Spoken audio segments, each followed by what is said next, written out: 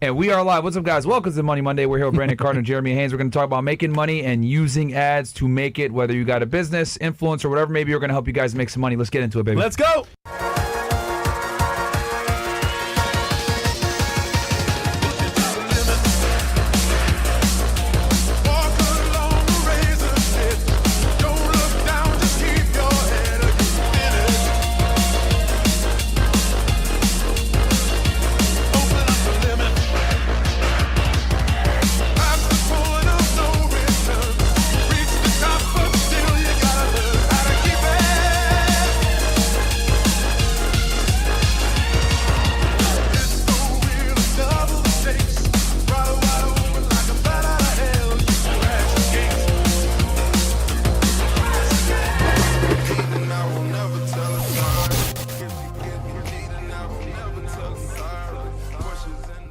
All right, and we are live. What's up, guys? Welcome to the Fresh Fit Podcast, man. It is Money Monday. We're here with two juggernauts when it comes to making money online.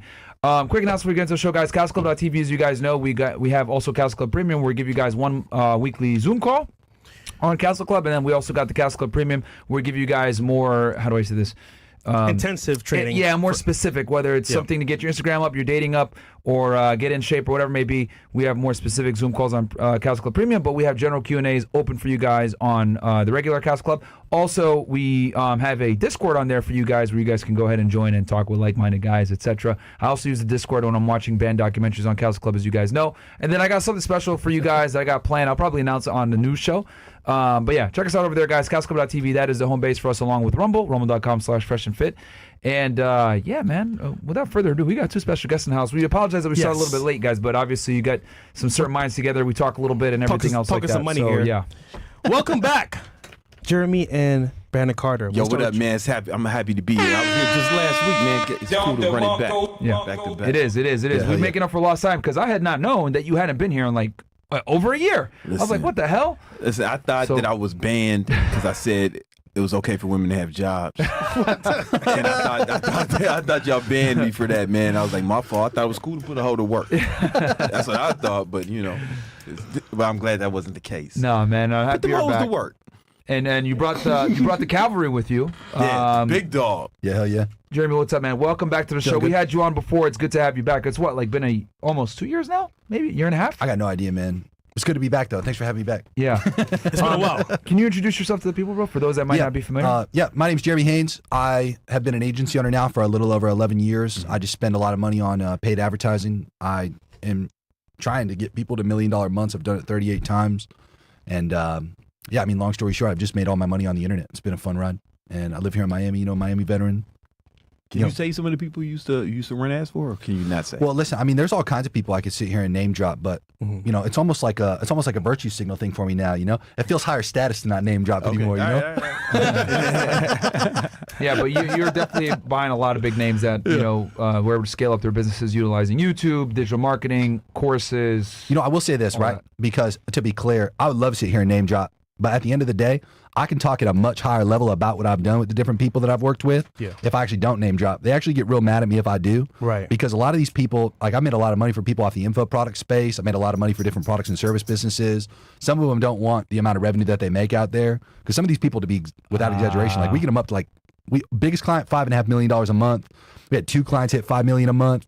I assure you, these people almost get clammed up, when they make that amount of money. So anyway, I don't want them to get mad at me. I want to jeopardize the amount of money they pay me, and I also want to talk at a higher level about what I do for these people. Sure, no Jeremy worries. ain't got nothing to sell. He ain't got nothing to sell. Well, he's highly connected. Y'all can't afford it, and has a lot going on behind the scenes as well. But real quick, we mentioned earlier before the show making money every month. Online is the way to go. You said 10K and $1 million. Let's start with 10K. Okay, so my focus is I help people get to 10K a month, especially with focus on the online fitness business. That's the only kind of business I work at. That I advertise working with. I've helped a lot of different people in a lot of different industries get to 10K, 20K, a lot of them even millions a month, not a month. I help people get to millions a year. That's Jeremy's thing. But I've helped people make up to $1 million a year. Or, I think my number one student, she broke the record last year. She made $2 million last year. But with fitness business. So I would say very first thing you got to do, to get to 10K is you got to really carve out your niche. You get what I'm saying? Yeah. Because if you initially you and have this applies to all disciplines, guys. He's All telling you that whether you have fitness business or not. for sure, you know, all disciplines, because it's, you know, if you don't carve out your niche, who exactly you want to help, like your target market, and what specific problem you want to solve for them, then you're just a business coach or a business guy or whatever business you have. I'll use the fitness example because that makes more sense for me. You know, these people, they want to make money as trainers, but they're just fitness guys or fitness girls. How you stand out amongst all them motherfuckers, right? But what I tell them to do is focus on the who, the what, and the how. And the who would be like, who exactly do you want to help, right? Really, really narrow down. In fitness, we can narrow down a little better, right? Because remember when you were in my program, you said you wanted to help young men. Pause. You can focus on young men, right? And young men, you want to help them get ripped, right? Yep. And why do young men want to get ripped? To get chicks. To get chicks, right? It makes perfect sense. You know, so he only focused on them, right? He wasn't worried about nothing else. And a lot of trainers, they struggle with that, because if you've been working in the gym, you just take whoever the gym give you, you train anybody. And that's cool. You know how to train everyone, but you can't market to everyone. It's kind of like, I got some Old Spice deodorant in the crib, right? It's got a wolf biting into the fucking logo, some shit. My girl has some. I use the Fiji one. Use the Fiji one, right? It's got no stuff. My girl uses the secret deodorant, right? Now you can look at these. You can look at the actual packaging, and you'll know if it's for men or women, right? You know it's made by the same company. It's Procter & Gamble, right? They're smart enough to know that they can't market the same shit to men and women. It's super difficult.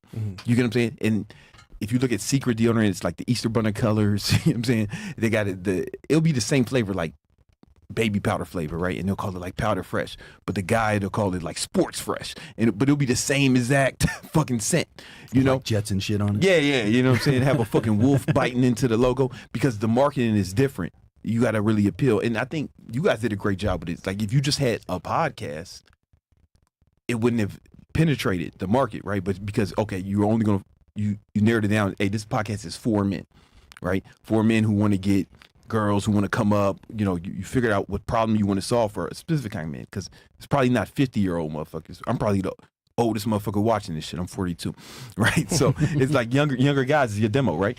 18 to 40. Right, okay, it's in there, right? Yeah. But that's your demo, and you know what they want. You help them solve the problem, and that's how you were able to penetrate the market. So you really got to figure out who you want to target, and then then the next part is, what problem do you want to solve for them? In the fitness context, it's like, okay, do you want to focus on helping young guys get ripped? You wanted to help them get ripped, right? That's what you were doing when you were in the program? Yeah. All right, so you with an evidence-based lens. Right. With studies and shit like that. Legit studies. Yeah, I remember that. Yeah. So you weren't trying to help people become pro bodybuilders? Nah. You weren't trying to help with obese motherfuckers? Nah. You weren't trying to help with motherfuckers who want to be pro athletes? It was like you just wanted to get ripped. Yep. Right? So you can just ignore everyone else, right? And then you had a specific how, right? So it's the who, the what. You solving that problem for them. And then the how. Yep. Your how was evidence-based shit. You weren't super deep on the studies, right? Now you can stand out amongst all the other trainers, right? This is the only guy, not only guy, but it's less competition. He focuses on men, pause, helping them get ripped with evidence-based science shit, right? And so it's less competition there. Yeah. But you went deep on the why too. It's like to get girls. Yeah. To get girls, right? Some guys want to get ripped for fucking health. Cool. But you got to market to them different. You said guys who want to get ripped for girls. Yeah. So that was a whole different. Now you stand out because you can post pictures with girls. You can post pictures with you. You can talk about in your copy that you write about how you get the hoes. I'm sorry. Bitches because you're ripped, right? Yeah. And the guy who wants that guy who has that problem, that need, when he hears you talk about it, it's like, oh, this is exactly what I want. Yep. But if he hears another fitness guy, I hope you get raped and your longevity and shit, it's like you may be talking about the same shit, but because you didn't sell it to him the other guy didn't sell it to him the way he wanted. But somebody else will want it that way, right? So you gotta really dig deep into the messaging with your niche, your target market. Does that make sense? Yeah. That's the first it makes thing you gotta do absolute initially. Yeah. You got to find a niche, and then sometimes even if your niche is overinflated, right? So I can give you guys a little. I've never shared this, but I'll share it with you guys anyway. So for me, right, I had the fitness niche and obviously using an evidence-based lens, but then also at the same time I was red pill aware, so I was a fucking simp like everyone else, not everyone else, but a lot of people in the fitness industry. You know this, Brandon, right? Yeah. They're like fucking soft and they bow down to women and they're fucking cowards and shit like that, and they think, yeah, women power. So like my thing was like, not only am I going to teach you guys how to get in shape and give you guys the truth about fitness, but I'm also going to tell you all the truth about females as well and how to deal with female nature and shit. So that's why people had more trust in me, because they're like, all right, this dude's not a sucker, he's not a simp. I could trust this guy from a fitness perspective, but also he understands the difficulty that I deal with navigating the sexual marketplace and dealing with women. So he can also help me with that as well. So I was able to give him a 1-2 punch with that. You mixed the fitness with the game. Yes. You went deep on that. Yeah. Why, that specific why, they want to get girls. Yeah. So, and even to this day, I still do that, right? Yeah. Like I don't take on as many clients as before, but I still do that where I help them with their fitness, and I also help them with like girls as well. Because the problem is that it's very hard to find a guy that like is red pill aware and will tell you how to deal with modern women while simultaneously telling you, all right, this is what you got to do in the gym as well. And that's lesson number 1. You got to do that to stand out. Yeah. Amongst the market, especially initially, right? Now, as you grow and you have more money and more leverage, then you can expand your market. For example, McDonald's, was just burgers. Because I can only burgers think of and like shakes, 2 or right? 3 other guys that do what I do. Exactly. Right? Versus So, like if I had it millions. before, like I'm just going to give you fitness things, it'd be competing with millions. But like I could think of like literally what Austin Dunham, FedEx Fearless, that's about it. That's it. And so those are the homies. that's what it is. Yeah, and I know them. I'm cool with them. So that's the importance of like really niching down guys and finding what it is. Obviously, this is with a fitness lens, but then with any business you have, you got to really lock it down. For sure. Like for example, McDonald's started with just burgers and fries and shit,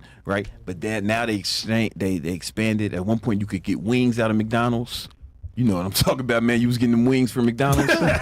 You look like you was fucking with the Mighty Wings. Yeah, I was shit, man. I was even here in America I was when I was fucking going with the on. Mighty Wings. That was my shit. They had a black CEO. First thing my nigga did was said, "Yo, we need to put wings on the menu." Oh, the McRib. Yo, they got all hit that types of shit shit seasoning, now. man, yeah. Yeah. McBurritos, all types of shit. But initially, it was just burgers and fries. But as you get more leverage, you can expand your target market out. Does that make sense? Yeah. But initially, you got to get that first 10K, or maybe even the first 100K. Like you want to be super narrow so you can stand out. I'm surprised to hear you not just immediately jam on mindset for 10K a month. Like think about it back when you got your first 10 Gs. Mindset. Yo, tell them. Yeah. Like when you were going through his shit back in the day. Yeah. Was it really just the vehicle that made the biggest difference, or was it the mental tweaks? Well, it was, so I also, because at the time I had a job, right? So, and I tell guys, we literally talk about this, like having a job is one of the worst and greatest things if you want to kind of venture into entrepreneurship, because you're making enough where you're comfortable. And for you to kind of like make that twist over to entrepreneurship, you're going to have to sacrifice a lot because you have your job and then you're also doing this thing on the side. So you don't get to have the weekend warrior fun that you would normally have when you have your job, and you're kind of in your head like, why do I need to do this? I already make enough. I'm comfortable enough. But like, you really got to be able to push through that and be like, no, I'm going to keep going. I'm going to keep going. And then once you make enough money from the entrepreneur thing, then you can venture out and kind of go full in. But like that transition period where you're doing it, it's mindset. You know how almost every dude has that box somewhere in their house. There's just a bunch of like tangled up wires and shit that we all keep and bring with us, like house to house to house to house. Like thinking I might need this cable one day. That's how I look at back in the day. Like when I was making less than 10K a month, that's how my brain felt. It felt like the first thing you got to do is just undo all that crazy shit that's going on in your head and get the right kind of belief system in place. You have to really understand the power of how much money matters. And really believe that like you deserve that amount of money, that you can make that amount of money. It's an excessive quantity of limiting beliefs, almost like a massive fucking wall that exists in front of you. When you fail to break down that wall, it's like you have a really hard time climbing it. It's easier to just go around it, or in some instances, if you can work through those existing limiting beliefs, just to fucking take them down one by one. Because like I'll tell you this, I'll never forget when it clicked for me. I remember I got wired 30K after selling a course. Yeah, and that was like my first big thing. And I was like, oh shit, this is real. Mine was a 12K check. I went and I cashed it, okay? And I walked around my job. I had the loaf in my pocket. And I would walk up to my coworkers who were like all my buddies and stuff in like the little marketing room I was in, and I'd be like, touch it, and I'd have them like, touch the loaf. Dude, and I'd wake up every fucking day. I swear, I wake up every day, and I would seriously just sit there and count it, and like, man, it's hard to describe it, like that initial feeling of just like feeling like the fucking man, with like only 12 Gs. And then I went out and I splashed on it was like fucking 12. I don't even know how long, maybe like 14 years ago. I bought an Infinity G35 maybe, like the little sedan. I was driving around in a shitty Camry. I had a 1995 Toyota Camry, and I went and splashed on a little whip. Same thing. anything that you could do to like make you feel like the fucking man when you're at that level, and you start the momentum cycle. You know, do y'all believe momentum is like gravity, like a universal law? It is. I'll give you an example. So I went to Grant Cardone's show called Whatever It Takes, right? Yeah. And I was pumped up, excited. I was like, yeah, bro, I'm about to be working for Grant Cardone. He's the greatest. I love Stellar Be Sold, all that stuff, right? Oh, the interview show. Yeah. So I pull up, and I'm like, crazy. I got this, bro. I'm from Barbados. I'm that guy. I walk into the interview room. I do my part, first introduction. Get to talk to him for a little bit. Second part is to sit down, sell me the pen or the water. I didn't get the part. They said, you don't have whatever it takes. You're a nice guy, Walter, but you got to go. Did you have to jump off the bridge? Oh, I didn't even get that far, bro. I was only the second part. So what happened was, that was like, damn, you know what? The person I looked up to said no to me, and I got started all over. But I'll tell you this, though. That moment defined me because it means to think, you know what? Okay, he told me I can't do it, but I bet I can do it on my own. I found my own way. And from there, worked my ass off at my job, overtime nonstop. And then, you know what happened to me, bro? What? I was working at AT&T taking phone calls. I was like, people 40 years old. They've been there for 20 years, still working that job. I was like, I don't want that to be me. Nah. Yeah. No, bro, like, I need to get out of here. So at that point, Examples. mindset shift. So you're right. Momentum, and then me getting my first property, me saving the 10K, 20K from my job to buy the property. Dude, I feel like it literally just all came down to momentum, you know? Like, okay, when I was younger, my grandfather told me, he said, there's all these universal laws in life, you know, that govern like our existence here on this planet. And he used the example of gravity as one of them. He was like, it's your job as you continue to age to like find the other ones, you know, like see what you can find. And I genuinely feel like momentum is one of the most powerful ones. To be clear, as an example, when I was broke, the one track, I listened to this track dozens and dozens and dozens and dozens of times. It was called Excuses Are for Bitches. And it was by this guy right here. Gymnasium Jesus. I found that on, apparently it's on YouTube, to be clear, but I found that shit on SoundCloud. I'm not exaggerating, okay? Dude, from my new penthouse, by the way, not sit here and flex or anything crazy, but like I can see where I moved to in this penthouse I'm in when I first came here, and it was in the hood in Overtown over here. And bro, I was in that place, 650 square foot little shit box, okay, in the hood, like one of those fucked up like in-wall AC units like leaking everywhere. This place was fucked. And dude, I'd play this track again and again and again and again. And I would sit there and I would just, you know, I'd feel like the initial process. Dude, momentum, if you think about it as like a force, like an energy, one of the hardest things to like build up, maintain. But like once you got it, think about how much it's really impacted you, how easy what you do now is in comparison to how hard it is at the very beginning. Yeah, it's very hard. Okay, it's hard at the beginning because, like, once again, we got to create the momentum, but then we get the benefit of it as it continues to go on. At the beginning, dude, people got to focus on that shit at the start. We had no guests for the podcast. It was like us just talking about dating, lifestyle. We start bringing on guests. What happened? You know what? Hey, I'll hit you up. I want to come on the podcast. 1, 2, 3 days, you know. A bunch of people coming on the podcast. 'Cause momentum. They see what's happening. It's popping off. We're getting views. Oh, I'll pull up too. That's how it starts. Yeah, fuck yeah, it does. That's a fact. And like, you know, there's a lot of limiting beliefs though. Like you touched on it. For example, y'all, last time I was on Monday, whoever does y'all Instagram, y'all took a clip of me saying, you know, my son was like, oh, that 10K for a watch is too much. Oh, Brett. And I was like, yo, listen, you man. got hammered on that one. I was like, yo, listen, man, never say nothing's too much money, man. You can have whatever you want if you work hard enough. And people were like, they couldn't get past the 10K for a watch. Yeah, they couldn't. But it's like that aside, right? The most important thing you said is if you work hard enough. If you work hard enough, you can have whatever you want. You know, but some people, you know, their mindset is like, I can't do that. But you need to think, now, how can I do that? Right? You got to be thinking about ways to make shit happen.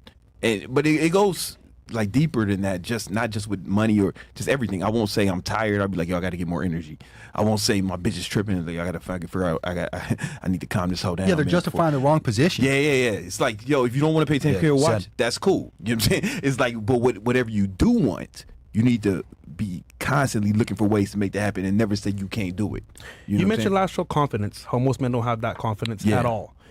Jeremy, how would you define guys getting confidence from the very beginning? Dude, I think certainty and confidence comes from taking action, proving you could do what you say you're going to do, and having consistency. You know, a lot of that, dude, I've had so many people that I've taught over the years that when they're first getting started, that's one of the biggest things they struggle with. They think that confidence comes first, and then you follow up with the action, and that's the opposite. You start with the action, you retain consistency, and to be clear, you consistently prove to yourself that you're going to do what it is that you say you're going to do, and you start over a broad duration of time. It's an undefined, unknown period of time. It could be a week. It could be like 3 months of doing the same shit repetitively until you eventually start to see the result. And obviously, you barely ever see results at the very beginning of taking action, which is also where most people give up, especially nowadays.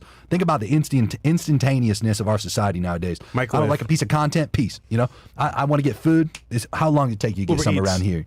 You know what I mean? It's 15 like minutes. Dude, it's all like at the fucking snap of our fingers. Like everything's within an hour now. You know, we want to send money to each other. It's like it's all fast nowadays.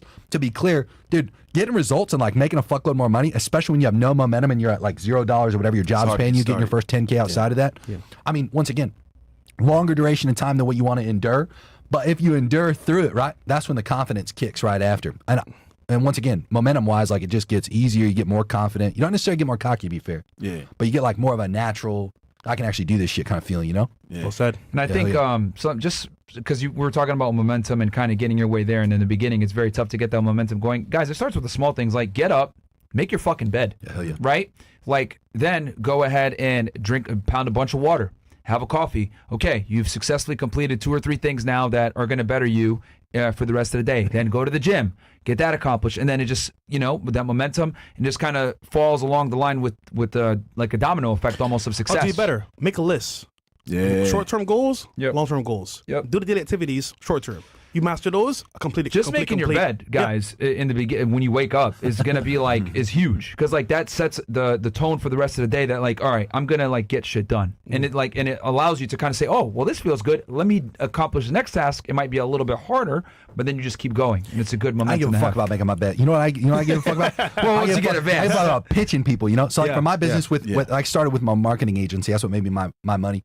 And long story short, dude, I would never forget this, okay? I tell people this, but like I always consider the fact that most people will say it's exaggerated. It's not. This is literally how my day was, okay?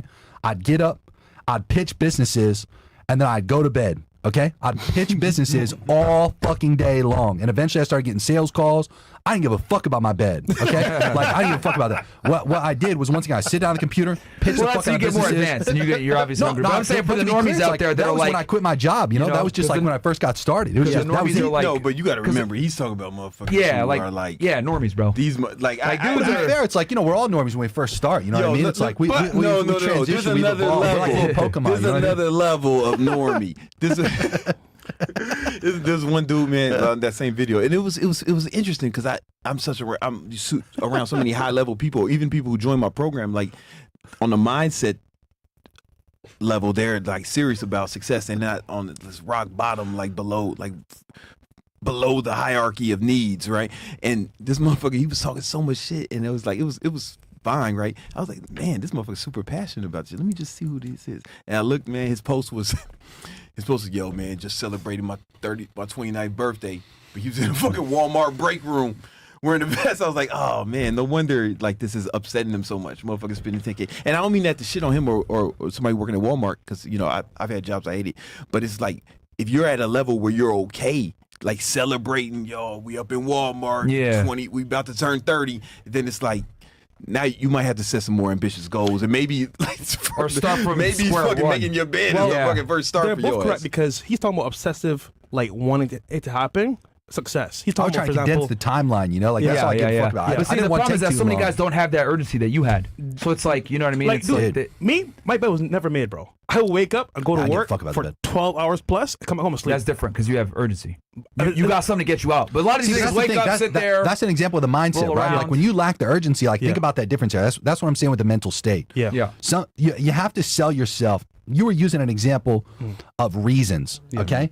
Like reasons are one of the most powerful things that you could do. Like why did I deeply give a fuck about making more money? Why did you give a fuck about making more somebody money? can't do Like, it. dude, it was for you. It was somebody like you just thought, okay, somebody who I looked up to told me no. Yeah. For me, it's like, you know, I wanted so much more money because I understood money was everything. Like I understood every single choice I made was 100% dictated by the amount of money that I had or did not have, the quality of food that I ate, like where I could go, you know, where I'd live, like what I'd drive, like the clothes I'd buy, like every single thing was dictated by money, to be clear. Money makes all your decisions. 100%. And at the end of the day, that created a natural urgency within me. And to be fair, like here's the thing that most, you know, when you call it like normies, to be fair, they're disconnected. Okay, they don't want to constantly be in a state of pain. Who does? Yeah. Once you really get sold on how important money is, like what do you then do after? What do you have to do?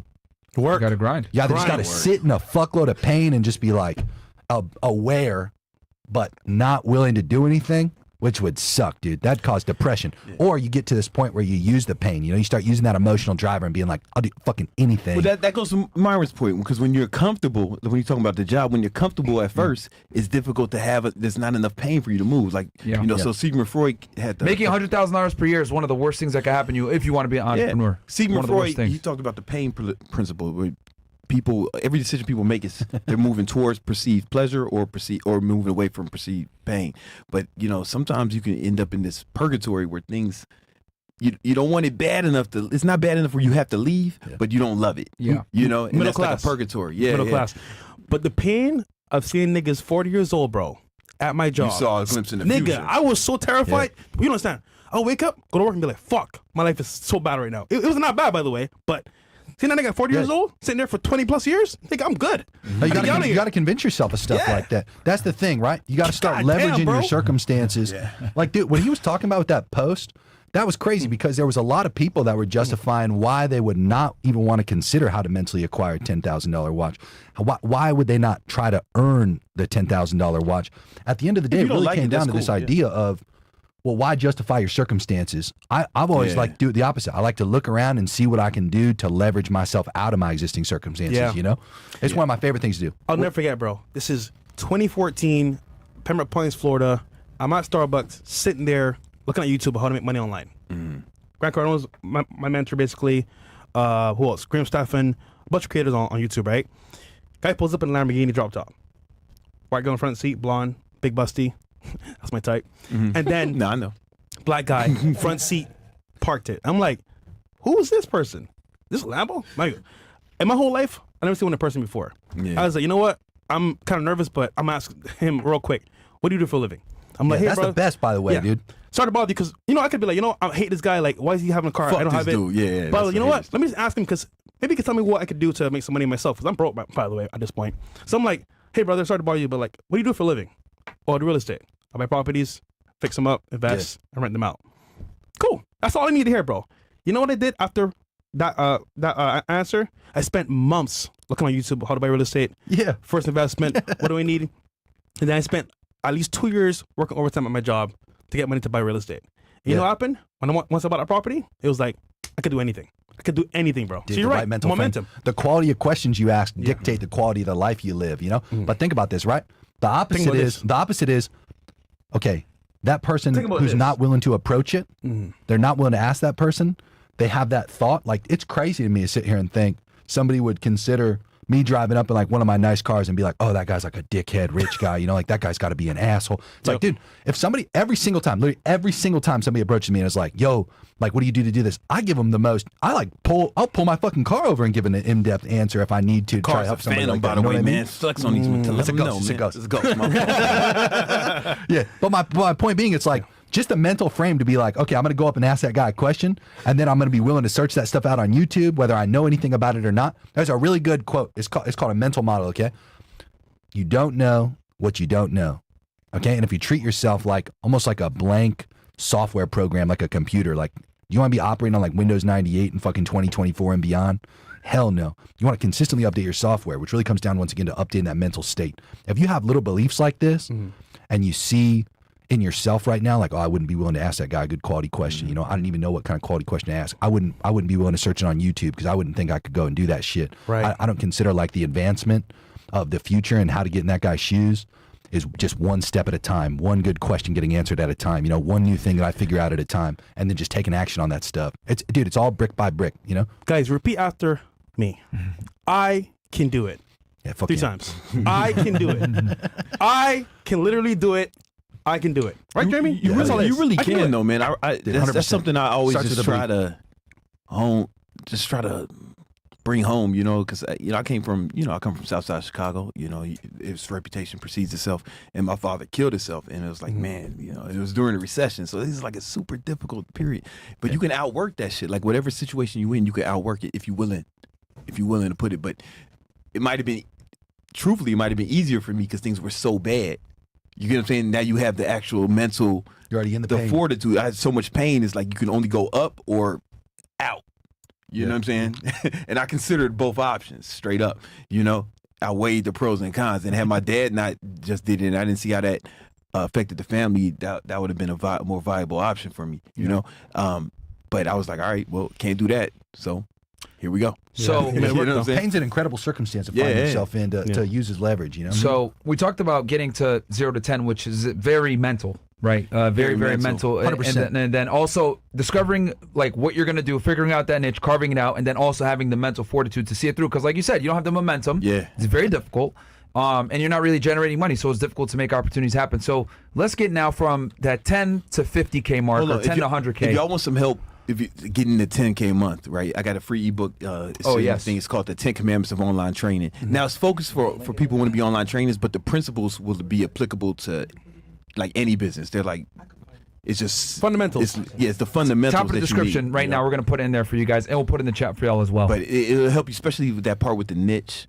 It's the most important part when you're first getting started. Yeah. Otherwise, you got to compete with everybody. You want to limit the competition and stand out and make your message more potent.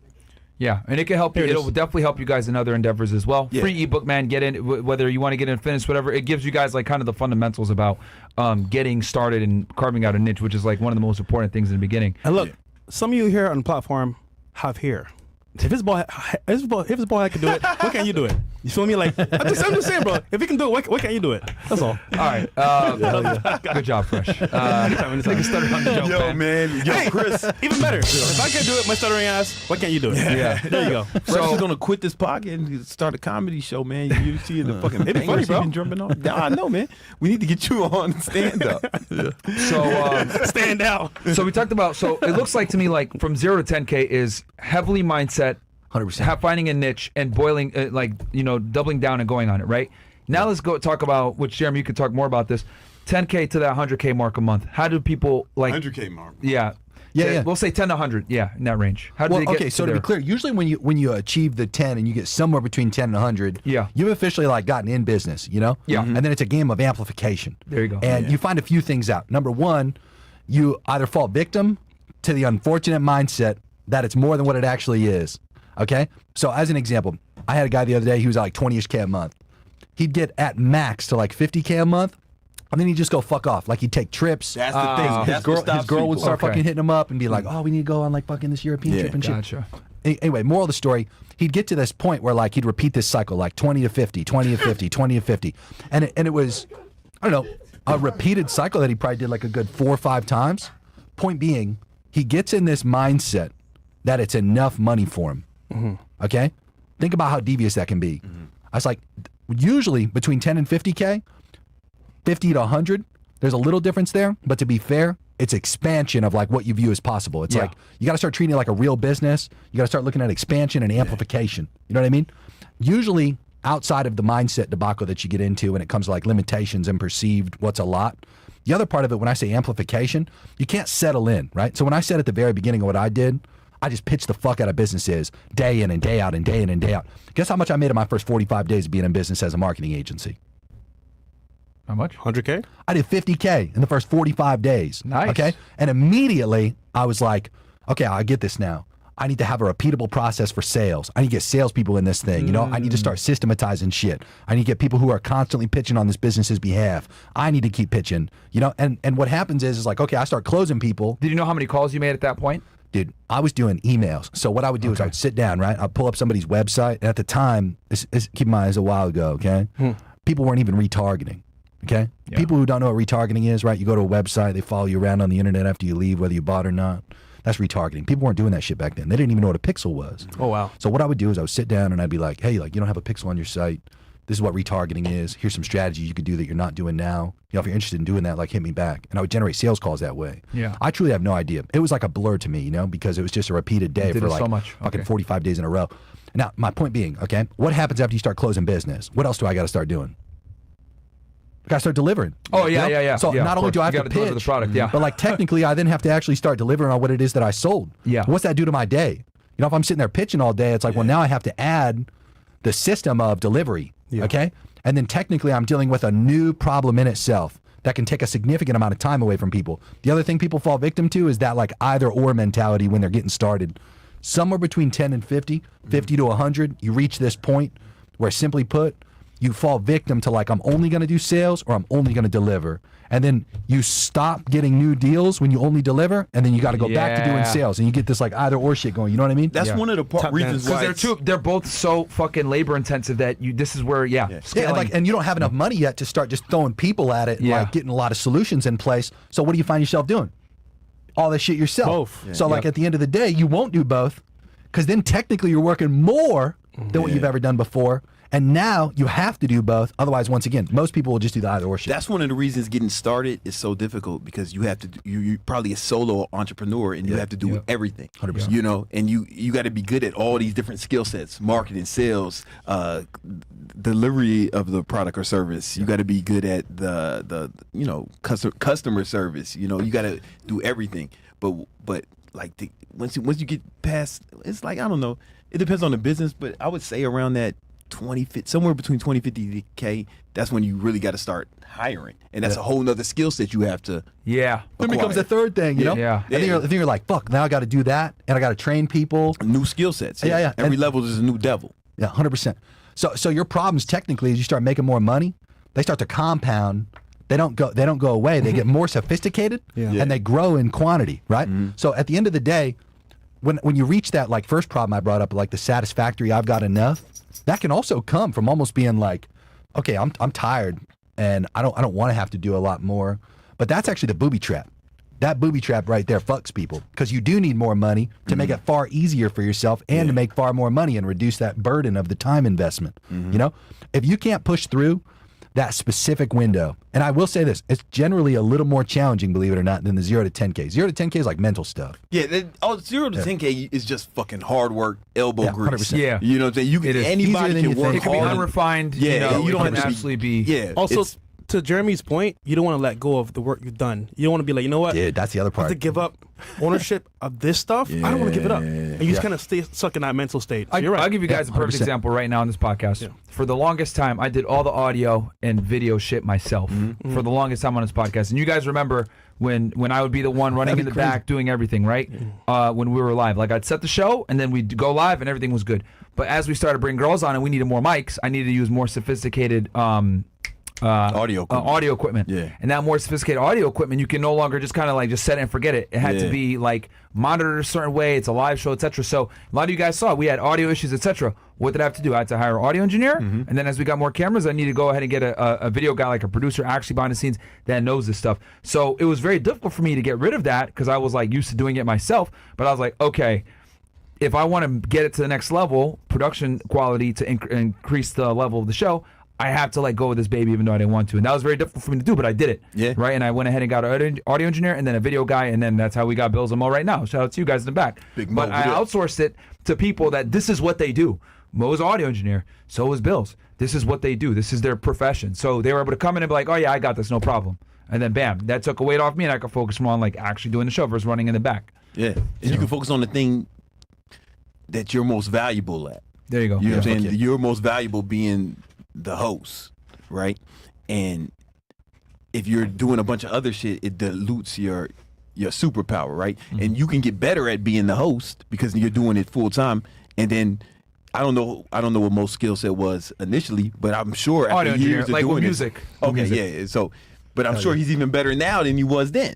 Yes. Right, because he's been doing it fucking every day for years. He used to do post. Like most thing was he's a musician, so he's used to doing post production. Yeah. So when he came here, he got really good at doing live production. Exactly. So it's like the skill sets multiply because people get better at the job, and they're doing only that. That's all they're doing instead of splitting your time.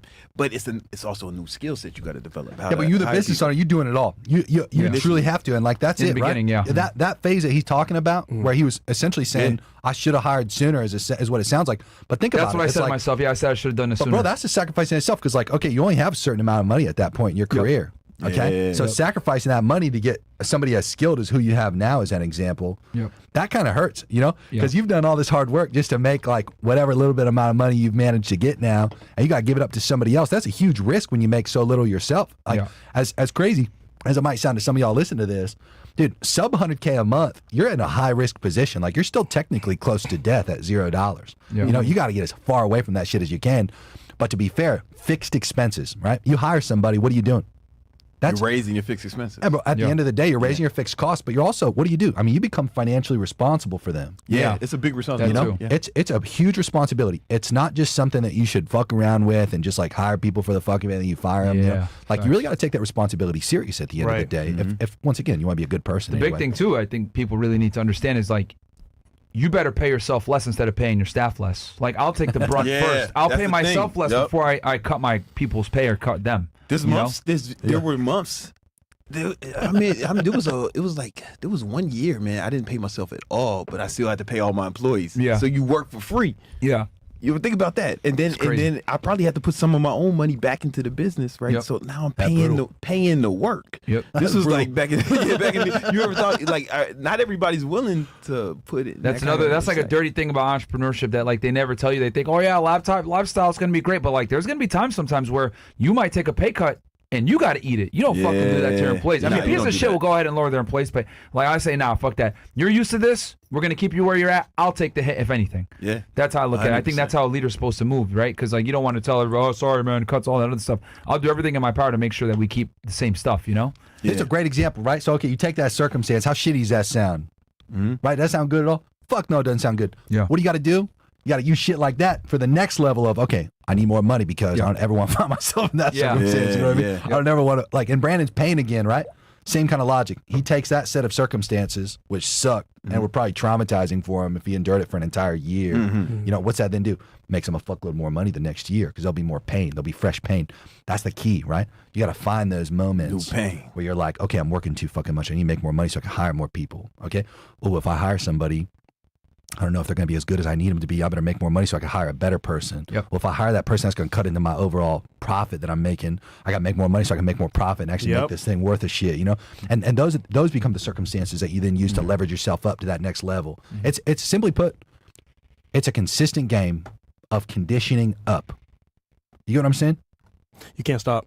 It's conditioning up. To be fair, I mean, you can find a level where you can remain consistent, you know. And at the end of the day, like that level is different for everybody. But it's different. I personally find excessive benefits to the game of just consistently conditioning up. I find that highly beneficial in comparison, you know. So now we talked about like scaling from like, you know, the 10 to 100, so which is basically like becoming more efficient, expanding out, hiring people. You got to start hiring people, etc. Yeah, 100%. Yeah. At that point. I've only met one person who built a $1 million business. I met one person in my life. And what were they selling? You know him. I'll tell you. Yeah, later. I know it is. Yeah, but I met some indie software dudes doing that shit. Was it like was it completely like It was online stuff? all online. So Okay, I was gonna say there must be no overhead. Like it's rare, and I don't know if you could. I don't know how replicatable it is. It might be sustainable. It's not replicatable. Like just because one guy do it, you know, you don't want to. He's the sales rep, the closer, and the speaker, you know bro. what I'm That talking thing is about? crazy, bro. But he did. Oh, I know who it is. I know it is. You know what it is, right? Oh, I know who it is. Yeah, you know who it is. That guy's making a lot, bro. He I making a think lot we of can money. say it, right? No. Like, does he, I don't know if It's y'all a want W to. for I'm him, not talking on it. Would Yeah. it be a W for him? What is it? All right, unless Oh, you know what? really- I'll give you this. He has a Bugatti. That's all I'm gonna say. He has a Bugatti. Bugatti. Oh, okay. No, we talking about different guys. I know what you mean, but I put that out there because I didn't want it to make. Oh, it got obvious. it. Okay. But either way, he is the one-stop shop for everything. Is it? Yeah. Okay, I think I know who you're talking about. Yeah. Okay. No, I mean. So to be fair, I mean, you can technically disprove everything that we just talked about and still make You it. could- but you it's could like, definitely it's, find- it's a It's real, highly unlikely Yeah, you can do it's that. just statistical probability-wise, a much lower probability you get to that point with that specific model. You know, there's a much higher probability that you make more. When you have more people, you can throw at things because you move as a unit. You know, you become like one collective thing. And remember the momentum lesson, right? You can fucking push the momentum up to a higher point and therefore make more money as a result in most instances. This is a W show, bro. This information you don't hear in school. So we talked Okay. about online Stuff. businesses, right? How about like okay, so let's talk about running ads real quick because there's people here that might not necessarily be like, you know, influencers. They might have like a real business, like maybe they have and like a mortar? brick and mortar type business where Yeah. there's a storefront, etc. That 10 to 100K mark, right? We talked about like scaling up, you know, kind of refining what you did because it's all grunt work from 0 to 10. Then from there you start hiring people, you start being more refined. Ads. Yeah. When should people, because this is one of your expertise is like running ads and, you know, especially in today's day and age where the internet is how you find people now. Nobody's going to a fucking yellow book no more and looking you up. Like they're going to Google you. They're going to look on the internet. How does one go about running ads in modern day society now with the way the internet is? Well, I tell my students, listen, man, wait till you get at least 10K a month. Remember using my program, I said, don't run no ads till you get to 10K, because you got, before you start spending money on ads, right, you got to make sure you know how to convert them first, right? You got to learn all the shit first. So the ads, I look at it like this. Ads are like gasoline, right? If you just pour gasoline on the concrete, nothing happens, right? But if you already got a flame going, you put gas on it. Then Use that steroid one you were talking about. Oh yeah, it'd be like going steroid. That was good. No, another example is like if you don't. If you're gonna take roids, you should start training first. Yeah. You know what I'm saying? Maybe hit your natural limit first. Yeah. And then take roids, then you blow Good up. analogy. But I've seen motherfuckers take roids week one. It's like they said, hey, I'm about to start working out. I need protein, creatine, and I need steroids. And they didn't. And 100% of those guys did not make gains. They look like shit. They got all the side effects. Yeah. Without the gains, because it wasn't no balls. There was no foundation. Yeah. So I like to wait till point. 10K a month. That's Because at that point you've year. mastered some basics to some degree, and you have something going where that gasoline, like you mentioned before, there's actually a flame to help amplify versus you put on the concrete. Yeah, good point. So I guess, Jeremy, the question is, when does somebody start using ads for their business? And how do they go about it? So it's essentially, believe it or not, it's kind of like asking, when's the appropriate time to start gambling? Okay? As crazy as that might sound, really think about this real quick. Right. So it's, as an example, if I told you, okay, you need to start trading, okay? What's trading to somebody with no money, with no edge, with no strategy? Gambling. It's gambling, okay? If, to be clear, like I know people who literally go gamble that have strategies when they go gamble that have large sums of money to gamble with, where the statistical probability actually becomes in their favor instead of the casino's favor.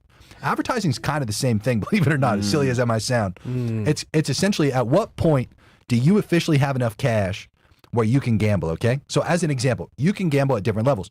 There's people, I totally agree with what Brandon said, 0 to 10K a month, you don't even have any money to start gambling anyway and start advertising. It makes no sense. Even between 10 and 100K a month, like, sure, you could start spending a little bit of money, but you have to spend enough to get it to become in your favor. Gotcha. If you spend too little on advertising, the house actually has a higher probability to win and just take your money. Boom. These ad platforms like Facebook, Instagram, TikTok, Google, any ad platform for that matter, they all have the edge until you start spending a certain amount. The minimum, like the bare minimum I encourage people to spend on one campaign is $100 a day, okay? Which is $100 a day, 30 days, that's $3K a month. Okay? And that's tiny.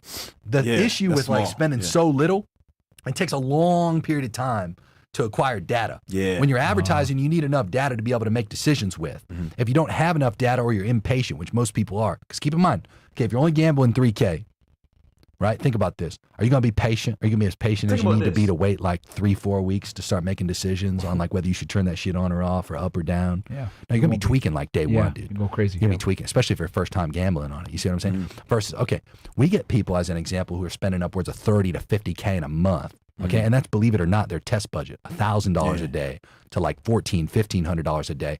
That allows you, in a direct example, to start making decisions within like 72 hours. Start making decisions within like, a day in some instances. Just to be based clear, on so data y'all understand. acquisition. You know what I mean? They may not get it. You spending enough money, you get a large enough sample size to know if the ads are working or if you need to change them. Dude, or like Amazon is an example. They get so much fucking... So let's be clear about this. You don't run ads in the beginning to make sales. You run ads to figure out your audience.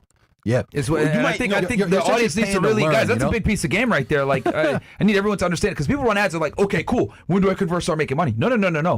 And I'm actually learning this too.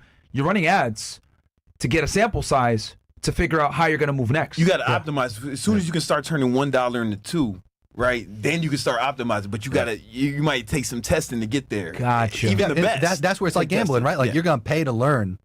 And then eventually you start to get like an edge. You start to because we develop never an ran edge. ads ever. Like us, we've never run ads. So like for us, it's like this is new territory. We've thought about it. Like maybe we could do organic. Like we're blessed where it's like people know us. We have a big platform. We don't need to run ads. But at some point, you need to do it. You mentioned Amazon, Jeremy. What were you going to say about Amazon? No, so listen to this, right? Amazon, when they run a split test, okay, like as an example, they change the color of a button from like one shade of orange to another.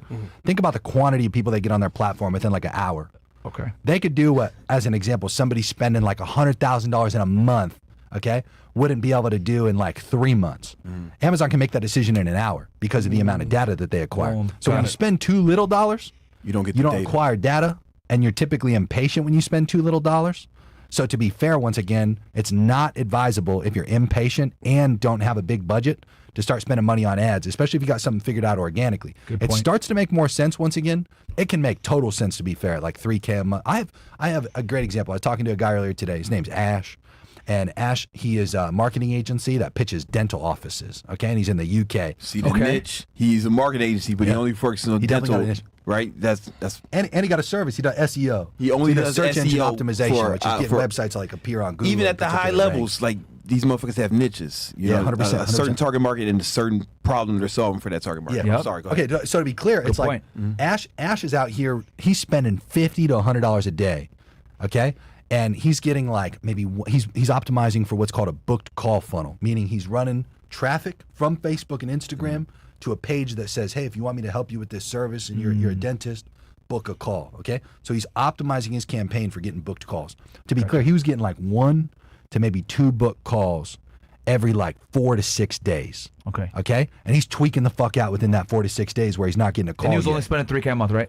Barely. Like initially maybe like $50 to like $100. 3K a month? 3K a month. Holy yeah. shit. So like $50 a day to like $100 a day. Okay, so not even technically $1,500 to 3K. Okay. Now to be clear, he hits me up and he's like, oh, like what am I doing? Like I'm not getting any results. And I'm like, well, dog, no, you're getting results. Like you have a cost per qualified call. It looks like of like $300. Yeah. But you got to spend $300 to see one call. So if you're spending $50 a day, you know it's going to take you almost a week to generate that one call. It becomes So you gotta chill the fuck out in the meantime and wait, or you gotta spend more money. Like if you just spent double, if you spent $100 a day, and this is what made him double it. If you double it, you condense that time frame in half as a result. And the same logic applies again. You double it again from 100 to 200. Now you're gonna be getting a call every day and a half. You know, and you're gonna end up like 7, 8 calls in a week, maybe at the lowest 6. You see, versus in a month right now, he's probable to get at most like 4. If he would get up to $200 a day, he'd be getting like 6, 7, 8 calls in a week. Which increases his chances of closing and making the money. 100%. Boom. So it's like he could go an entire month simply put and only get 3, 4 calls. That's still so little data. Yeah. Right? He might not even get 100 people to the website with that amount of money spent. I like to work in multiples of 100, where I always tell people, I say, listen, if you're going to spend at least $100 a day, okay, ideally you don't make a decision until you get 100 people to the website. If you work in multiples of 100, simply put, there's a greater probability with whatever changes you make or whatever the data's telling you need to do, that decision's going to be smarter, right? If you make decisions, let's use the example, you get like 10 people that hit your website. Yeah. Is that conclusive enough to make like any real decision that's going to be smart? Like hell no. So same logic, like you don't spend enough. You gotta wait fucking weeks, sometimes months to like acquire the same amount of data as somebody who's willing to risk more. So like I said, when you look at it like gambling, right? Dude, when I was broke, that's such a good analogy. Still Such a today, great by the way, I analogy. don't feel comfortable going to a casino and like fucking dropping money on blackjack or something because I don't know the game, right? So in addition to advertising, like don't just go raw dog it. You know, don't go in there fucking raw dogging it just thinking you're gonna be able to turn money into more money. You gotta go in educated about whatever the hell is gonna make it work or not work, okay? And then that dramatically increases the probability you turn that dollar into $2. So 2 things once again. Have a gambling budget where you're like, what's that mean, right? It means, okay, I'm willing to lose it in the instance that it doesn't work. Gotcha. You Yeah. chalk it up as a business as data acquisition. But in reality, that's not the point of advertising. The point of advertising is to turn $1 into more than $1. Yeah. Right? That's the best case scenario. You know, I think it's really important that you guys put it out there for the audience because, like most people, regular people think I'm advertising to make money back, but in the beginning, you're advertising to collect data so that you can make the money back. I think that's very important for people Like I to said, you got to be understand. willing to walk in the casino and be like, all right, I got Fuck it. $1,000, you know, and that's all I'm willing to lose here today. Yeah. If I lose it, I'm going to chalk it up as I had fun. Maybe I got a few drinks out of it, or like, you know, maybe I had like a free meal or some shit. But like at the end of the day, you got to be fully comfortable losing it, right? You don't want to lose it though. Yeah. Yeah. You don't want to go out of the casino and be like, if I could lost $1,000. Yeah. Sorry, you, Brandon, you you were want trying to to. say something? Oh no, you know, I ran my own ads before. Like Jeremy runs my ads now because he's my dog. But I ran my own ads for mad long, and I ran ads for a lot of like guys in the fitness industry, you know, whatever. And so I ran a lot of ads and spent a lot of money. And if somebody's just getting started at that, you know, somebody might hire an agency or they might run ads themselves, and they think, oh, the ads don't work, even if the numbers are statistically relevant.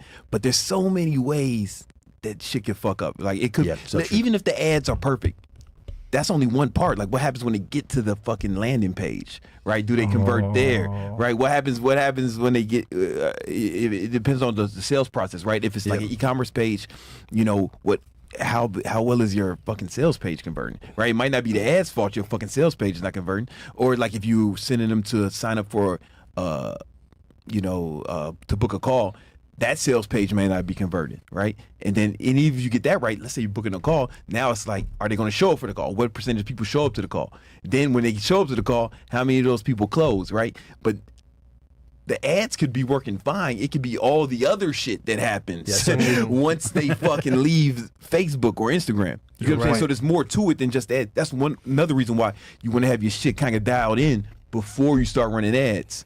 Right, if you already got your shit popping, you got your conversions right, you know how it's looking, then you start running ads, then you'll know, okay, the ads aren't working. But if you start first, it's like, oh man, you haven't ran any split tests on your sales page, you don't know what your conversion rates are, you don't know all these numbers. Because the whole game is really like lifetime value versus cost of acquisition. Can you explain that to the audience real quick? Yeah, lifetime value is like what's the average value of a customer throughout the duration of your interaction with them, however long they're with you. What's the average amount of money each person spends with you total, right? And you figure that out, right? That's one thing you want to figure out, right? But then if you figure out the cost of acquisition, how much does it cost you to get a new customer, right? If you got that math, then it's just math, right? And then it's like how soon do you need to be profitable, right? Do you need to be profitable today, right? Depends on how much money you have. But Jeremy can speak on this more. But some people, they'll spend a bunch of money 1 month, a few $100,000, but they got so much cash reserve, they don't need to make that money back. They care more about collecting the data. The data acquisition is so important to them. Not even that. They can get the customer, right? The customer may not be profitable till like 6 months down the line. You get what I'm saying? So they can front the cash and know that they get the cash back because in like they know 6 the months, lifetime value of the customer. They say, okay, we can look at this math and know we can spend for simple math. We can spend $100 to acquire this customer. But the average LTV, lifetime value, is $1,000, right? But we don't get that until a year down the line. If they got deep pockets, there's companies that do that, right? They'll lose money up front, but they know that the average customer stays on long enough. Can you give them the audience maybe like an example of a company that does this so they can kind of like link it together? Yeah, let's say your phone companies are a good one. Like they subsidize the phones.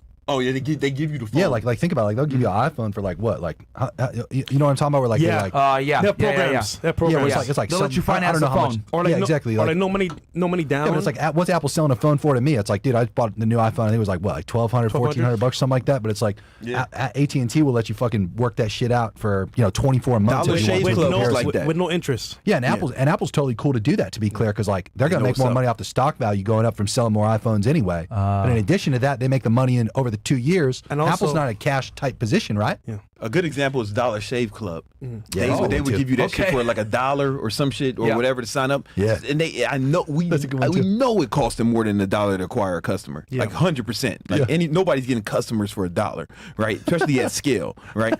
But they knew the lifetime value because once you sign up for that $1, whatever, it was Dollar Shave Club, but then they had all the add-ons and there was so many upsells in there, and then they'll have you on continuity for a long period of time. They knew exactly how long the continuity was, so they knew, okay, over the first year the average customer spends this much. Over the course of 3-4 years they spend this much. So they could lose money up front because they knew over time that person would make them so much money. It's kind of like when you might go on a few dates with a bitch, you spending a bunch of money, right? But you was like, you ain't getting no pussy today maybe you didn't get no pussy today from the date, but hey man, eventually I'm gonna get some ass out of this. You know what I'm saying? Cash. And I'm not saying you're giving her. I'm not saying they're gonna call me simp for that, right? Because I know it, man. I know they're gonna call me simp because I spend because I take girls on dates.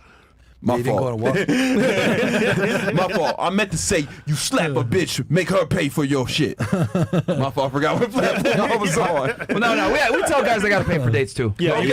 Okay. We actually tell guys you got to pay. Just don't spend a bunch of money. But we tell guys always pay for the first date. You gotta take that bitch to McDonald's, make her eat it on the floor. There you go. Wait, what? That's red pill, right? Am I right? No. Nice try. But you get what I'm saying. You get what I'm saying. Or like a fucking kid. Like when you have kids, like it's just all investment. Yeah. Even the first year as a guy, that shit kind of sucks, right? The motherfucker just staring at you, just look you in the eye, take a shit. You was about to find out, and Thank God I did it. yeah, you was about to have a kid, right? You know, you is investment up front, and it would have been like 2-3 years before the nigga taught you karate. So it's like you invest up front, and then you get the shit in the back. This nigga, bro. Yeah. Well, no, he's right though. When you have a kid or, for example, a dog, at the very beginning, they don't do much for you because they're kids or Yeah, it's all- puppies. Yeah. Once you train them, once you actually like help them level up, then it's like, okay, you know what? I might be an NBA player. I might be big in Yeah. stocks. I might be somebody successful, and then they pay you back. Oh, my mom and dad helped me when I was Or at younger. least make you fucking proud, right? Yeah, You know what yeah. I'm saying? Even if they don't pay you back, they at least make you fucking proud. It's like, oh man, I did something cool, right? It's like that with kids. It's like that with pets and bitches, man. Yeah. Yeah, it's Yeah, funny. listen to this. The other key thing on ads is also timing. Okay, you heard of the Mirage out in Vegas, Vegas, that yeah, casino, hotel. Yeah. right? Yeah. So that shit got closed. Okay, so Really? Yeah, Steve Wynn Yeah, shut it down. shut Not down. sure why. I think it's because they're building something else there in comparison. I think sold it's the it. Hard Rock or something He like sold that. it, and then Yeah, somebody bought him out. But like, moral of the story. Okay, so listen to this. When they closed it, do you know what happened that month in particular up to the closing date? You know what they did? No. They did these. So in Vegas on the gambling commissions, you have to have a certain amount of jackpots. You have to have a certain amount of wins. You have to have a certain amount of payouts. Okay, all that came due for that casino within that final month of them being open. Okay, so what's that mean in terms of timing? When's the best time to go to a casino if they have to get rid of every jackpot that they've had stored up for years? When's the best time to go to a casino when they have a certain amount they have to pay in terms of slots being more in your favor, right? If you went to the casino during that particular month, no exaggeration, that would have been the best possible scenario for you as a gambler, whether you're skilled or not, to have the probabilities more in your favor because they had to pay out. They had to pay out by once again, regulations. They were forced to, okay? To be clear, one of the worst times to advertise, we're in what I call the Black Swan event during this particular year. Adding on Facebook. Yeah. ads, So listen, so advertising, right? This time in Q4, 70% of the entire year for all 12 months, 70% of the entire year's ad spend is spent in October, November, and December. Of course, Okay, but Christmas. listen to this. This year's an election cycle on top of that, right? Think about the amount of additional money that's spent during November and October leading up to this presidential election.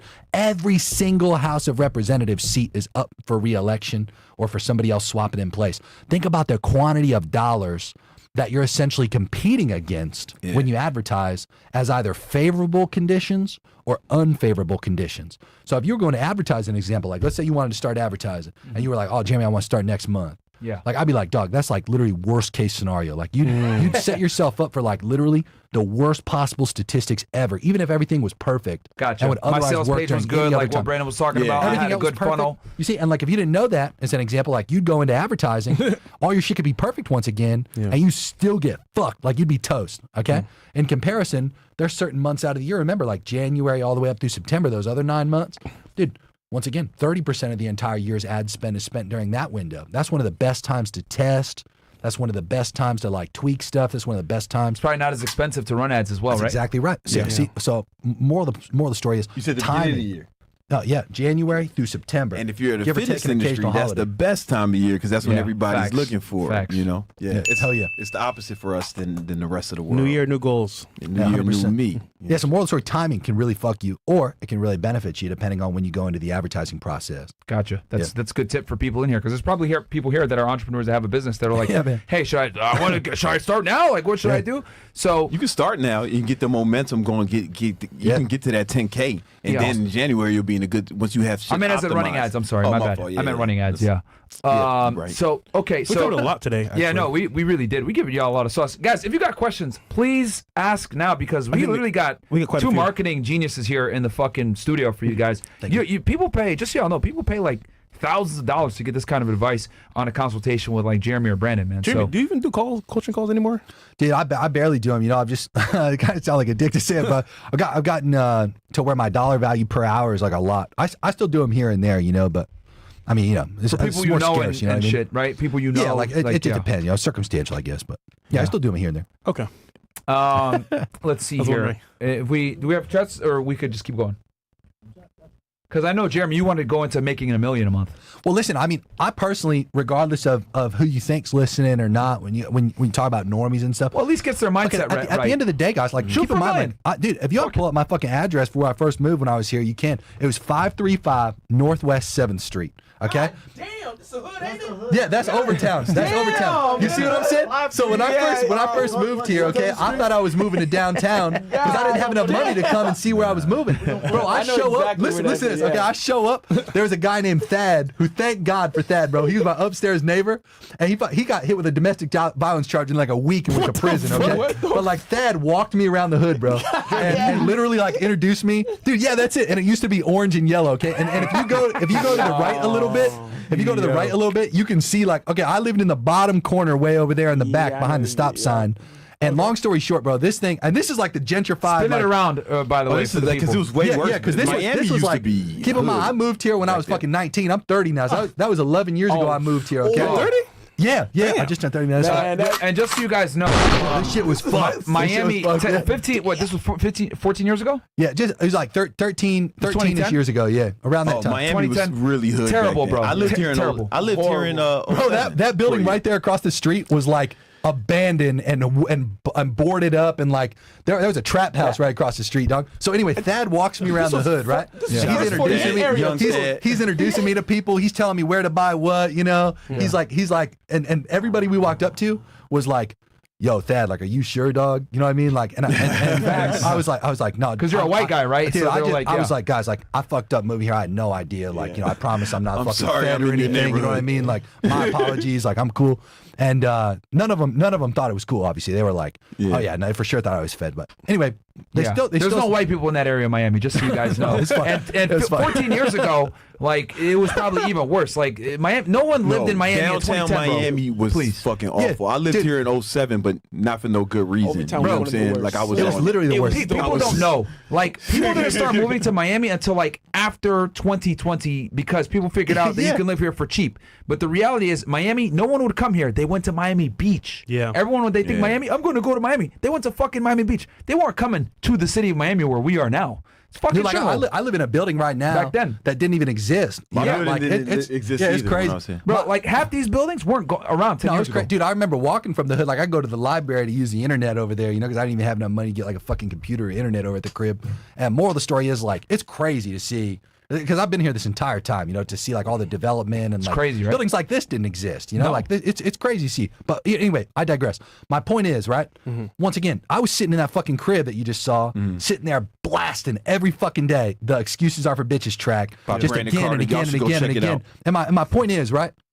Like, although, yeah, you know, some of these lessons that I can sit here and talk about, you know, helping clients hit $1 million months, they might seem excessively out of reach. Okay, just like when Fresh was saying, I walked up to the dude in the Lambo and said, like, what do you do to make money? He started talking about real estate. Like, look at Fresh today.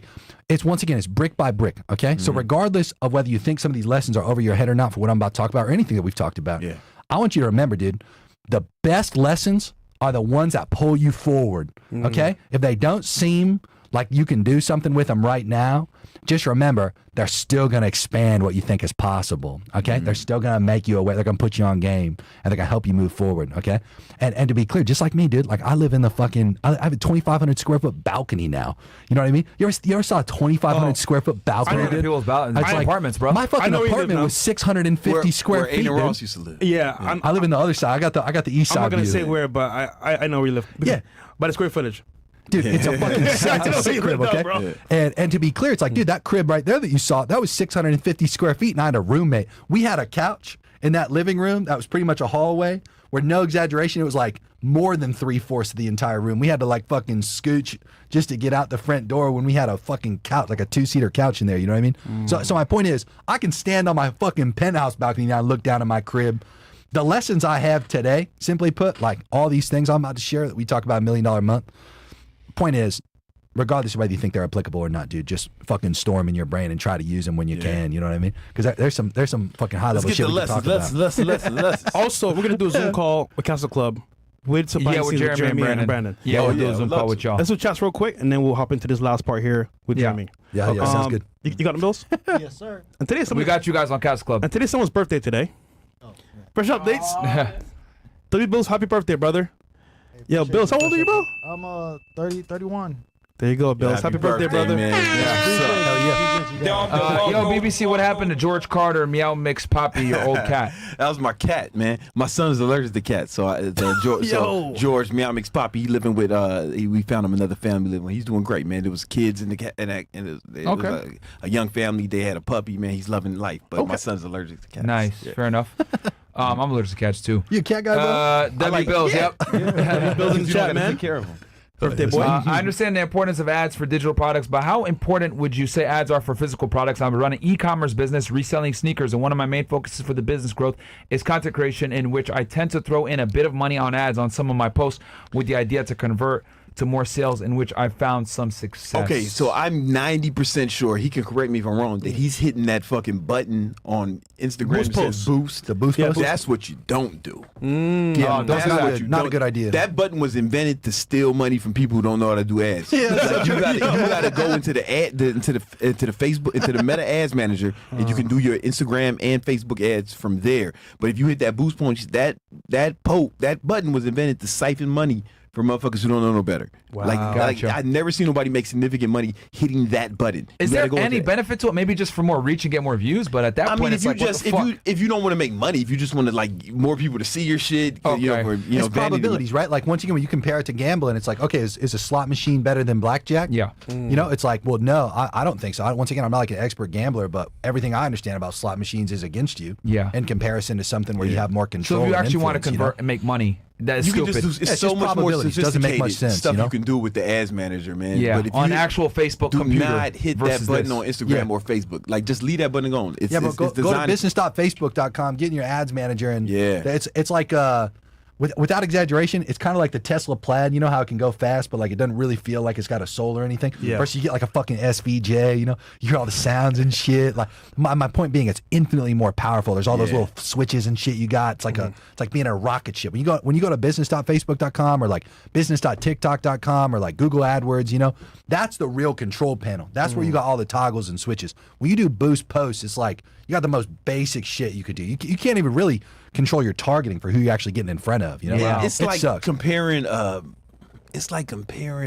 fucking Hot Wheels car to actually like your Lambo, like a Hot Wheels car, like not even like a real automobile. That's a like, big gap. That's a big gap. And I No, don't it's say that with, substantial, I you don't know? say that with exaggeration. That wasn't hyperbole, right? It was legitimately that's the appropriate distinction. So if you just want people to see your shit, I guess you can hit that button. and you don't but you care ain't gonna make who no it money. is. Yeah, if you don't care who it is, you just want anyone. You just any want and some everyone. clout, I guess. Yeah, for clout. You And know, it's funny, they give you options to set your target audience, but to be honest, it's so like vague and so bro, like you can on the ads manager. Yeah. I can go on there and I can put. Let's say I wanted to. I mean, I've done some fucking wild shit with that. Jeremy's already done, but I'll say some of the shit I've done. Like the targeting is so insane. Like there was. I remember when I was first coming up. Like I wasn't very popular. This is not the coolest thing in the world to do, right? But I was just coming up. This was like a long time ago, and you can target based off interest. But sometimes people are famous enough that you can put that person's name in there, and that's an interest. So, like when I was at my first Olympia, you know, that's where the big fitness convention. I'm taking pictures with people, and we had a booth, but I was still on the come up. I wasn't really I wasn't doing my thing then, and you know, I would meet some bigger influencers who were like way bigger than me, and we take pictures with them. But I'm wearing the fucking. I'm wearing the tank top with my merch on it, right? Advertising the supplement line. I might even be holding the supplement line. The supplement while I take the picture with them. I go on that ads manager. I target that motherfucker's fan. You can target other people's fans. Oh. That's a fucking ad for my shit. Right now, that's not the coolest thing in the world to do. Like, if any of y'all seen that, I'm sorry. You know, I'm trying to come up, and I could have just fucking robbed you, right? But I'm sorry, man. My fault. but that's interesting for people to know that you can really get in the weeds with this. Bro, like for real, 100%. like if I wanted to, I can clip this up. I can type fresh and fit. I'm sure it's an interest on Facebook, like it's popular enough, or red pill, or whatever the interests are that you know, domestic violence, whatever your target market is. This nigga, bro. You know? And then man. And then people who are into that shit, I can use this as an ad, and it will look like y'all endorsing me. Yeah.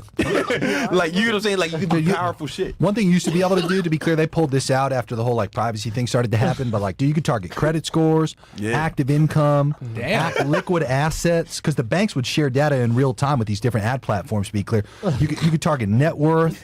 As an example of that, like just because of that targeting alone, I was able to help a client sell franchises for 2.1 mil because I was targeting people who had like defined, millions of dollars in an account, or like, tens of millions in net worth, and like, et cetera.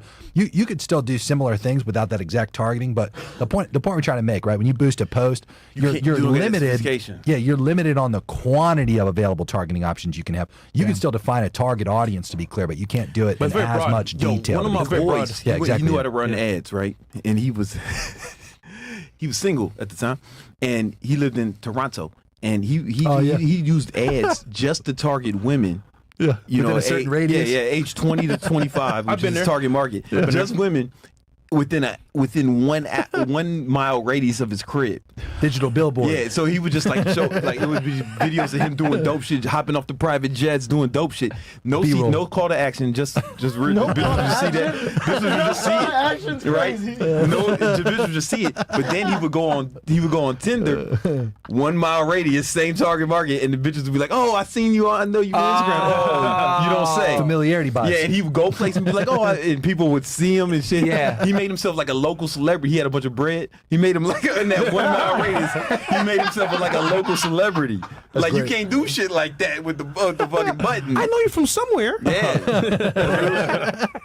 That shit crazy. All right. It's not advice. I'm just saying you can do By a lot the of way, crazy shit. we teach you guys that in Castle Club Premium with Casey. Oh, yeah. Oh, He breaks it down to got a strategy Colombia, like that? Brazil. Bro, so back in the day, bro, the nigga didn't have that money like that. But we had Instagram and targeted ads. See, like, matter of fact, we do that shit right now. We don't know how to do that shit. nigga. Sign up. But to be fair, bro, that strategy works because think about it. Think about this. If you're a guy with access to lifestyle, or maybe you have money that you could like dispense, run some ads, and you good, bro. Yeah, you're really good. Yo, that's peacocking on another level, man. So Yeah. All right. Smart play. I'm sorry. So what the fuck was we talking about? We're doing chats, right? Running Chats, ads and yeah. the chats. The simp du jour. Oh, you're Making funny, bro. Fun of That's what I saw that. I started laughing. That'd be the Asian friend.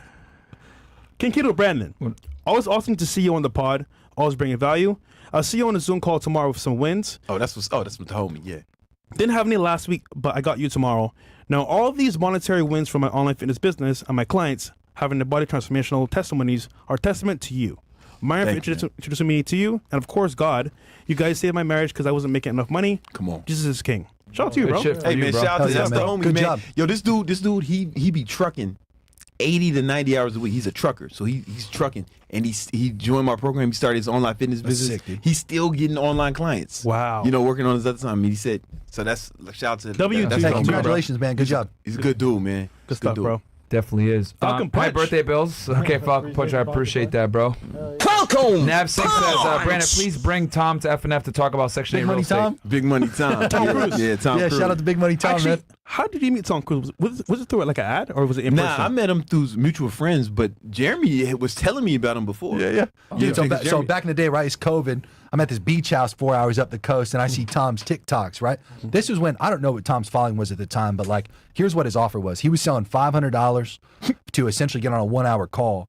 And the type of real estate that he was talking about, Section 8, I'd never heard of before. And I'd helped many info product people scale like commercial real estate offers, flipping, residential, multifamily, all that stuff. So when I heard this guy talking about Section 8, I honestly figured two things. I figured number one, I could learn. And number two, this guy might be a client. So I hit him up, right? I pay him the $500, 30 minutes. I get the questions answered that I have.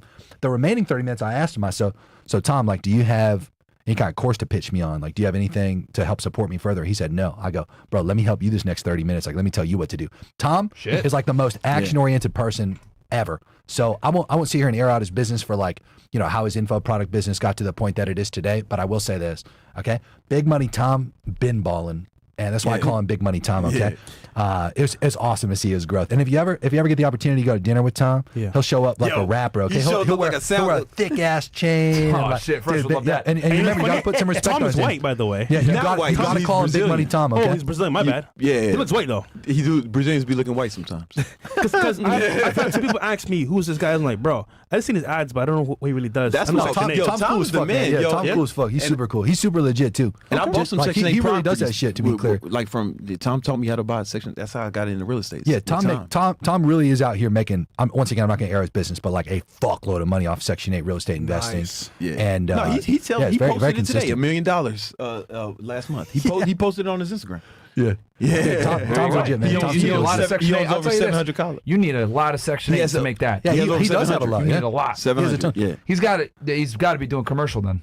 Nah, it's residential. all residential. Single family. Yeah, 100%. He's got He has hundreds of units. then. 700. 700. He's got. I'm pretty sure he got more than that. 700 doors. He controls Yeah, 700 doors. Yeah. Okay. 700 and That some makes change, sense. You know? Okay. That makes Yeah. sense. Yeah. he So acquired more all the time too. So like that number literally while we're sitting here could be greater. You know, He buys like 20 to 700. 30. Yo, Tom is the man when it comes to this shit. Yeah, yeah, Like, but he and that's buys my dog. Midwest, right? Like you're. All the Midwest. Yeah. That's smart, yeah, bro. Different. That's really smart. Yeah. Because the Midwest, you can acquire homes for so fucking cheap, depending on. Yeah. Ohio is good. I know Michigan, you get them for cheap, but then you got like really bad landlord laws. he bought a lot in the Carolinas, Ohio.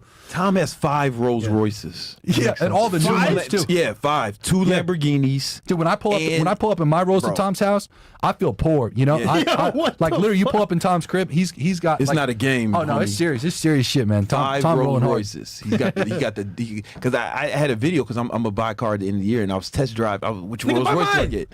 Oh, you want me to buy? That's right. I keep forgetting. Blacked out. All right, let's talk about Black it. The color, badge. yeah, the Cullinan. Let me know, man. Bro, I'm not gonna hold you, bro. I'm tired of Rolls Royce, man. If you got a warranty on it, I still do actually, yeah. dude, I got such a good story about buying an old piece of shit Rolls Royce for my first one, and I didn't have a warranty on it, and like I sold it within like days. I took it to the Rolls Royce dealership. Guess you want to guess the amount that they told me I needed to spend on it to fix it up? Wait, what's wrong with it? Computer issue or no, just like mechanical? honestly, pretty basic stuff. But I want to give you some context. A door handle was $4,000.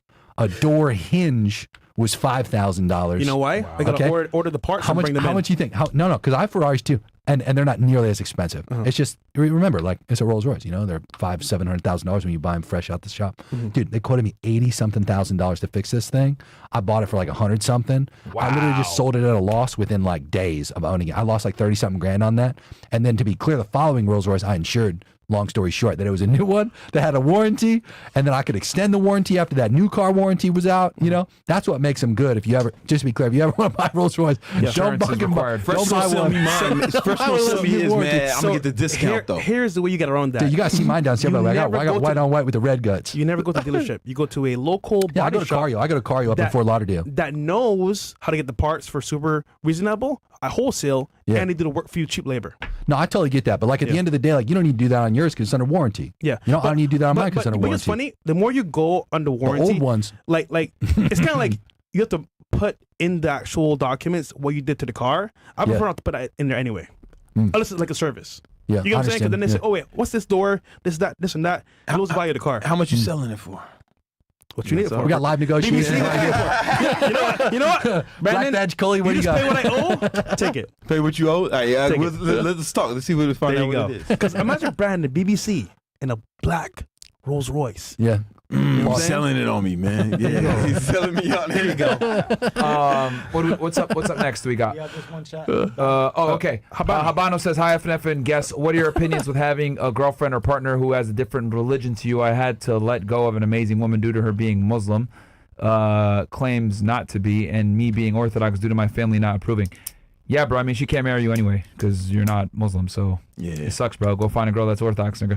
One more chat. Last Go one to is the Brooklyn, Red man. Pill. They got the curly hair. Red This Pill is the pilot. homies. Myron, how did you know it was the right time to make the 5 to 10K investment with Brandon to start your coaching business? Did you make the investment with absolutely nothing except a few videos on YouTube? I didn't even have my YouTube up, bro. No, I just did it. Yeah. Position of uncertainty when you first get started, man. It's not just going did to it. feel good at all. It's going to feel like more than it should cost. Yep. It's going to be uncomfortable. Everything you got to do as soon as you invest is going to feel uncomfortable, you know, but you got to start somewhere. I had to do the same thing with Elliot Host. When I was first, I mean, I heard he had it started, but I needed the game, man. Like, cause there was no one teaching the shit. And he had a fucking event He did it one time because he was going to London. He was going to London for a speech. So he said, "Oh, let me have an event." He wanted to pay for I found out later he just wanted to pay for his trip for free. So he had an event down there. It's gonna cost, man. It's gonna cost this much money. And he only did it once. And I went down there and I learned enough to triple my income. Right, Boom. but it would cost a lot of money. Pretty good I'll tell you investment this. to pay for the man's You trip. made a good comment earlier. You said you don't know what you don't know. Yeah. And if you don't know what you need to do right now in terms of your business, or for example, your investments, go for it, bro. Yeah, What do you have to that's lose? why you learn, right? You got to expose yourself to new data Yeah. in order to start being able to think differently. Because just being in that room, hearing them talk, oh wait, 100%. I could try this, I could try that, and before you know it, clicks. Dude, straight up, like everybody sitting here right now, this is probably one of the smartest things you could do when you're trying to advance yourself. You just passively listen, actively listen, try to acquire new data, and then believe it or not, like days, weeks, months from now, you'll start processing things differently because you have that data in your head. That's where it comes down. Like, go ahead. why Brandon likes you, because you just sat here earlier before the show. You learned a skill that I want to learn. You're a success. Bro. How much money he's making up for that one skill? I'm like, bro, I need to learn that shit too. Dude, I'll talk you through it. It was one of the most like painful skill acquisition things like ever. You know, like I'll do whatever to help my friends with that. So That was insane. So what we'll do, guys, is we're gonna have Fresh Fit News coming up. We'll have a Zoom call with our Castle Club members with Jeremy and Brandon on for you guys. Yes. That will probably be on another day because obviously it's a little late right now. Brandon's got to go to sleep, man. He wakes up at 4 a.m. so he can You got get an alarm at like 9 something, right? Yeah, my alarm already went Yeah, he off. passed We got bedtime, you. man. So it's past bedtime. Thank you guys so much for coming. Let's do that part on Castle Club with the 1 million a month. Okay, yeah. to scale up, yeah, and then Oh, and we then never talked guys, about you know what? We're giving you. Hold on, can we give them a day? Like when you guys can we do like maybe Thursday this week or Because something like you that? could be home, by the way, doing a Zoom call. Yeah, we'll just call you guys. Thursday, what time? Let's do like 7 p.m. I do my podcast at 7. Okay. Oh, then let's do 5 p.m. 5 p.m. Does that Let me work? see. Let me just 5, 6. check my- 5 or 6. See, they got schedules. They're Yeah, like, see, let me they're- double yeah, check like I if I'm said- free this time. I could do 5. 5 on Thursday. How long is it? We'll go for an hour. 1 hour. Yeah, that's cool. I could do Well, we it. get them Yeah. the sauce, Can you everything. send, can you send me a calendar invite? All right. do it. Yeah. So guys, Calendar. Castle Club niggas right now. They don't 5 send p.m. calendar Yep. invites. this Thursday. Come with your questions ready. Yep. Okay. It's gonna be one of the most value-loaded things you guys. You're literally gonna be able to talk to two guys here that make quite a bit of fucking money. You can ask questions with business, advertising, social media, whatever the hell you guys got. By the way, Brandon is one of the top guys in fitness. I don't know anybody on Absolutely. his level. Teacher coaching, what to do. Yep. Jeremy One is a of. silent killer. He's a guy that you don't see. He's your behind the favorite shadows. influencers hire him to scale, guys. Exactly. He won't say his name He's because worked he's with being us for respectful, which years. I respect as well. But he's the guy behind the scenes that makes shit happen for most creators that you know today. We've worked with Jeremy for years, guys. Yeah. So, Yeah. man, just He's that guy. guys. Appreciate it. This coming Thursday, 5 p.m. Castle Club only, CastleClub.tv. Yep. So you better get in fucking Castle Club. And yeah, guys, I'll give can you they guys find the you last guys? word. Where can they find you guys? Yeah. You can find me on Instagram, King Keto, KingKeto. You know, I have a YouTube page too. I've been on YouTube Wait, for a little while. you do? Yeah, it's cool. Oh. Just type Brandon Carter in I didn't even know. YouTube. Some dope will come up. You can also get. Those of y'all want to learn more about, especially getting that 10K a month, man. The 10 Commandments of online training. Even if you don't want to be online training, the jewels in there will put you on the right path. It's like just principles. Link is you below, know? guys. And then TikTok is big Brandon Carter because somebody took King Keto. Damn. Yeah, so it'd be like that. Yeah, you can find me on Instagram at Jeremy, and I go to my YouTube channel. I know we didn't get to talk about it here today, but long story short, I dedicated my entire YouTube channel to $1 million months. I get consistent feedback from everybody who's already making $1 million months and people that are well on their way that it's one of the best pieces of content they've consumed. Every video I drop twice a week, and All right. yeah, And you have a workshop coming up. there it is, man. This weekend or next weekend? No, I got a Workshop? mastermind this coming weekend, but to be fair, I mean, it's not something that I can fucking fit anybody into. It's not even something I really pitch. At the end of the day, there's 90-something odd people in there. I got a 12,000 square foot house that we're fucking stuffing everybody in. We have, once again, like everybody's trying to get to $1 million months or already exceeded $1 million months inside of that group. At the end of the day, like, you know, if you qualify for it, to be fair, I mean, you got to make a certain amount to even, like, you know, You gotta apply make for it- it. This is what I'm gonna Yeah. do. I'm gonna pick up Brandon in the Rolls Royce BBC. We'll head to the party. I'm speaking. Just kidding. No. Yeah, yeah. The house. Pause. Yeah, come to the Diddy party. Hey yo! Chill. You joking. Chill. Yeah, I had to sneak something in there. Definitely won't do it. So, I bet you won't do W it. stream. guys, this Thursday, 5 p.m., we're going to have a call with Brandon and with Jeremy, man. It's going to probably be one of the most intensive Zoom calls we do on, you know, scaling up, making money, taking you from 0 to 10 and then from 10 to 100 to eventually $1 million a month. We can get you guys there, especially for all the entrepreneurs out there. Or if you want to segue from the job that you got going and you want to go ahead and get involved and start your entrepreneurial ventures, that's what I did. they'll be here for you guys as well. So 5 p.m. this Thursday, guys. CastleClub.tv, man. We love you guys. We'll be back in a little bit with the news. Peace. Peace.